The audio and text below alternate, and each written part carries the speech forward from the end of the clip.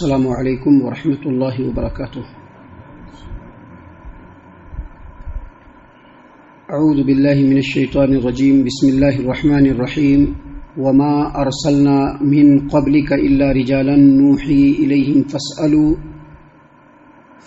اہل الذکر ان کنتم لا تعلمون۔ اے نبی صلی اللہ علیہ وسلم، آپ سے پہلے ہم نے جتنے بھی رسول بھیجے وہ سب کے سب آدمی ہی ہوتے تھے، مرد ہوتے تھے، یعنی آدمی ہوتے تھے جن کی طرف ہم وحی کرتے تھے۔ لہذا اگر تم خود نہیں جانتے ہو تو اہل علم سے پوچھ لو۔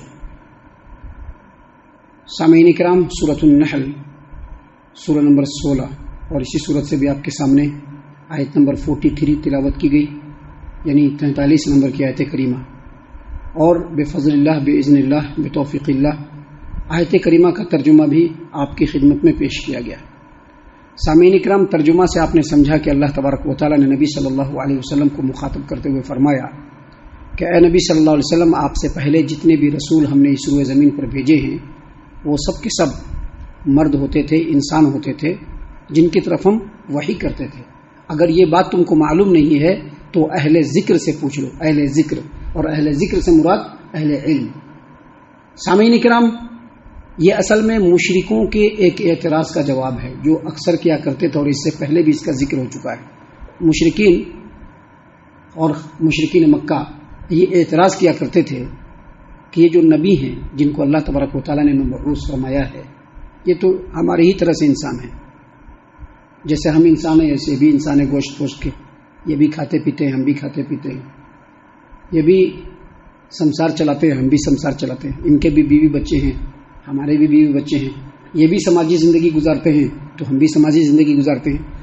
آخر ان میں کون سا امتیازی صفت ہے؟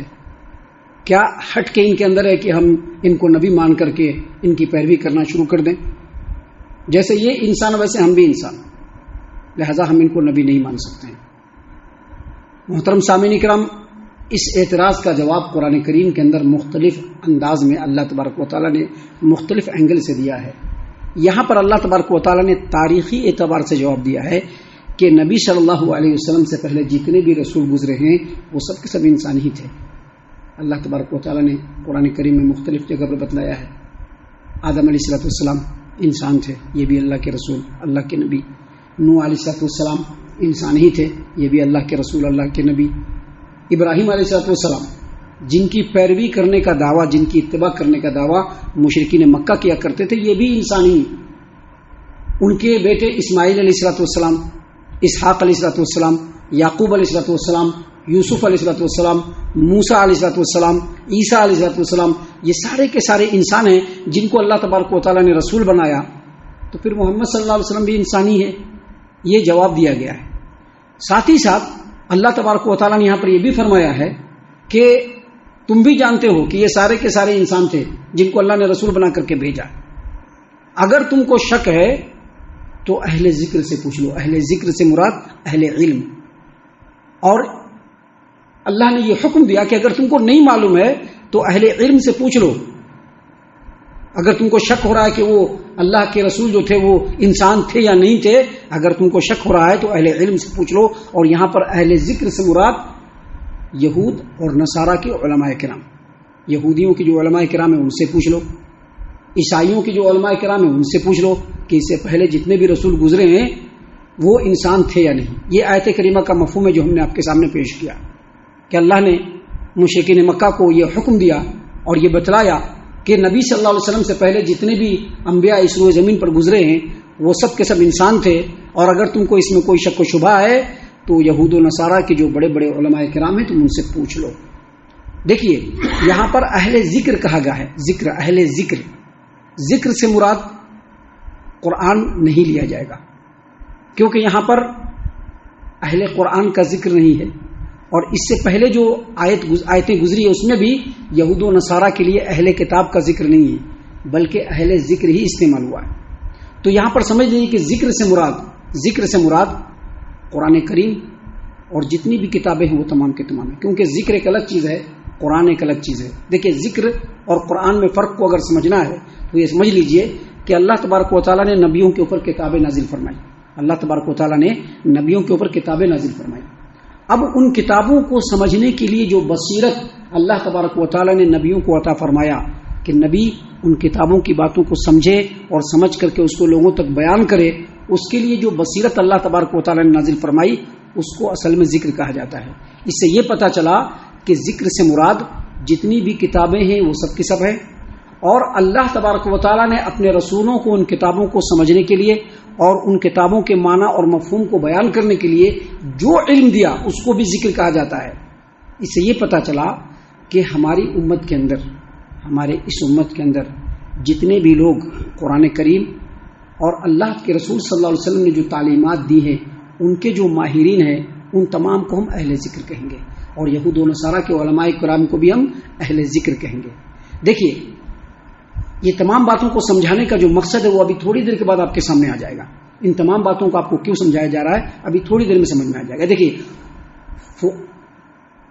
فقہائے کرام میں جو اصول فقہا کے علماء کرام ہیں ان لوگوں نے ایک اصول بیان کیا. ان لوگوں نے کیا اصول بیان کیا کہ اگر کوئی مسئلہ آپ کو معلوم نہیں اور سمجھ میں نہیں آ رہا ہے تو سب سے پہلے اس مسئلے کو قرآن کریم میں تلاش کیجیے. اگر قرآن کریم میں وہ مسئلہ نہیں ملے تو حدیث مبارکہ میں اس کو تلاش کیجیے. اگر وہاں پر بھی نہ ملے تو صحابہ کرام رضی اللہ عنہم کا جن جن باتوں کے اوپر اجماع ہے اس میں تلاش کیجیے. اگر مسئلہ صحابہ کرام رضی اللہ عنہم کے زمانے کی بات کا ہو تو وہاں پر اجتہاد کی ضرورت پڑتی ہے، اور اجتہاد ہر کوئی نہیں کر سکتا ہے. اجتہاد کرنے کے لیے علم و فن کے اندر مہارت تامہ ہونے کے ساتھ ساتھ بہت زیادہ غور و فکر کی بھی ضرورت ہے، لہذا ہر کسی کے بس کی بات نہیں ہے، اور جو لوگ کسی مسئلے کے اندر اجتہاد کرتے ہیں ان کو مجتہد کہتے ہیں. اب یہاں پر بہت سارے لوگوں نے یہ کہا ہے کہ یہاں پر اللہ تبارک و تعالیٰ نے یہ فرمایا ہے کہ فَاسْأَلُوا أَهْلَ الذِّكْرِ إِن كُنتُمْ لَا تَعْلَمُونَ، اگر کوئی مسئلہ تم کو نہیں معلوم ہو تو اہل علم سے رجوع کرو، لہذا اہل علم سے رجوع کرنا چاہیے. یہاں پر جو اصول بیان کیا ہے اصول فقہ نے، اس میں ایک بات کا ہم کریکشن کرنا چاہیں گے. اصول فقہ نے یہ بات بیان کیا کہ کسی بھی مسئلے کو سمجھنے کے لیے سب سے پہلے قرآن کریم میں دیکھو، اگر قرآن کریم میں نہیں ملے تو حدیث میں دیکھو. ان کی یہ بات 100% صحیح نہیں ہے. کیوں صحیح نہیں ہے؟ کیونکہ قرآن کریم اور قرآن کریم کے ساتھ ساتھ اللہ کے رسول صلی اللہ علیہ وسلم کی تعلیمات یہ دونوں بالکل برابر ہیں، دونوں بالکل برابر ہیں. بلکہ اس سے بھی آگے سمجھ لیجئے کہ قرآن کریم کا جو معنی اور مفہوم ہے اسی وقت ثابت ہوگا جب اللہ کے رسول صلی اللہ علیہ وسلم کی تعلیمات سے ثابت ہو. ایک آدمی قرآن کریم کی آیت پڑھے اور اپنی طرف سے معنی بیان کرے وہ ہرگز قابل قبول نہیں ہوگا. قابل قبول کب ہوگا؟ جب وہ معنی نبی صلی اللہ علیہ وسلم کی تعلیمات سے ملتا ہو. لہذا کسی بھی شرعی مسئلے کو تلاش کرنے کے لیے قرآن اور حدیث میں ایک ہی بار دیکھنا ہے، اور اگر وہاں نہیں ملے تب جا کر کے صحابہ کرام کے اجماع میں آنا ہے، اور اگر وہاں نہیں ملے تب جا کر کے اجتہاد میں آنا ہے. اب اہل علم کے بارے میں جو یہ کہا علماء کرام نے کہ اگر کوئی مسئلہ معلوم نہیں ہو تو اس کو علماء کرام سے پوچھ لو، یہاں تک صحیح ہے. لیکن جو مقلد حضرات ہوتے ہیں جو تقلید کرتے ہیں ایک خاص امام کی، مثلا بعض لوگ ایک خاص امام کی تقلید کرتے ہیں، کچھ لوگ ایک خاص امام کی تقلید کرتے ہیں، کچھ لوگ ایک خاص امام کی تقلید کرتے ہیں اور کہتے ہیں کہ 4 امام ہیں جن کی تقلید کرنا واجب ہے. اس کی دلیل وہ اسی آیت کریمہ سے پیش کرتے ہیں. وہ کہتے ہیں کہ یہ جو آیت کریمہ ہے اس آیت کریمہ سے تقلید ثابت ہوتا ہے کہ تقلید اپنے وقت کی شرعی ضرورت ہے اور تقلید کرنا چاہیے. ٹھیک ہے، یہاں تک بات صحیح ہے. کوئی بھی مسئلہ معلوم نہیں ہے، جو عالم دین ہے، جو واقعی عالم دین ہے، جو قرآن و حدیث کے عالم دین ہے اور جو قرآن و حدیث سے مسئلہ بتاتے ہیں اس سے پوچھا جا سکتا ہے. شرعی اعتبار سے بالکل درست ہے، اس میں کوئی اختلاف نہیں اور کسی بھی طرح کے تعصب کی بات نہیں. لیکن بات کب اختلاف کی ہوتی ہے اور بات کب تنازع کی ہوتی ہے؟ جب یہ کہا جاتا ہے کہ ایک آدمی ایک خاص امام کی ہی پیروی کرے. مثال کے طور پر جو لوگ اپنے آپ کو شافعی مسلک کا کہتے ہیں وہ کہتے ہیں کہ نہیں، امام شافعی کی ہی تقلید کرنا ہے، امام شافعی کی ہی تقلید کرنا ہے، اس کے علاوہ کسی کی بات نہیں ماننی ہے. یہاں پر آ کر کے بات اٹک جاتی ہے. آیت کریمہ سے یہ بات ثابت نہیں ہوتا. ابھی ہم بتلائیں گے آپ کو.